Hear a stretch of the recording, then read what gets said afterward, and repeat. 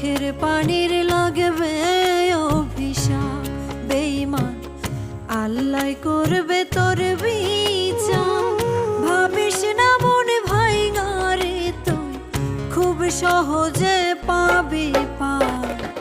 চোখের পানির লাগে